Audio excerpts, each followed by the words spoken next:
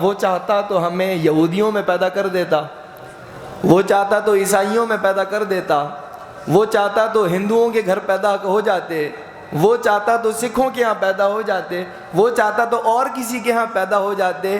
یہ محض اس کا فضل ہے کہ اس نے ہمیں پیدا کیا تو ہمارے کانوں میں آواز آئی اشہد ان محمد رسول اللہ۔ تم کسی عام آدمی کے گھر پیدا نہیں ہوئے، تم اللہ کے رسول کے غلام کے گھر آئے ہو۔ یہ محض اس کا فضل ہے، یہ اس کی عطا ہے، ہماری کوئی حیثیت کوئی اوقات بولے نہیں ہے، یہ محض اس کا فضل ہے۔ تو یہ نسبت جو ہے نا، یہ اوروں کو نسبتیں اور ہیں، ہمیں نسبت حبیب اللہ کے امتی ہونے کی ہے کہ اللہ نے اپنے حبیب کا امتی ہمیں بنایا ہے۔ اور پھر وہ حبیب بھی کیسا ہے کہ ہم بڑے گناہ گار ہیں، لیکن اللہ تعالیٰ نے ہمیں حضور کا امتی بنایا۔ ہماری حرکتیں وہ نہیں ہیں، ان حرکتوں کے باوجود رسول اللہ صلی اللہ علیہ وسلم کو اپنی طرف متوجہ ہوتے دیکھتے ہیں تو کانپ جاتے ہیں۔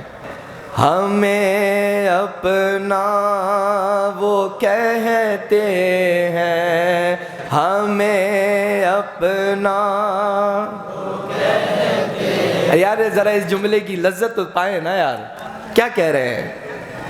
حضور جیسی وراء الورا شخصیت مجھ جیسے گناہگار کو حضور کہہ رہے ہیں ہے تو میرا غلام ہے نا۔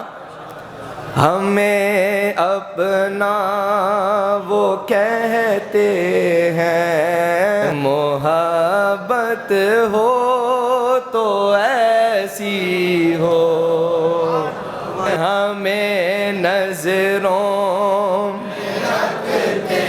ہیں، عنایت ہو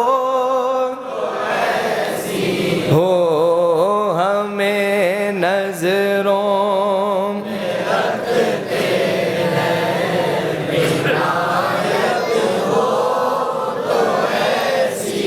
نبی کریم صلی اللہ علیہ وسلم نے فرمایا کہ میری امت کے اعمال مجھ پر پیش ہوتے ہیں، بتایا جاتا ہے حضور فلاں بن فلاں بن فلاں آپ کا امتی آج یہ کام اس نے کیے ہیں، اچھے کام ہوتے ہیں تو میں اللہ کا شکر ادا کرتا ہوں، اور اگر اس کے اعمال اچھے نہیں ہوتے تو میں اللہ کی بارگاہ میں اس کے لیے بخشش کی دعا کرتا ہوں۔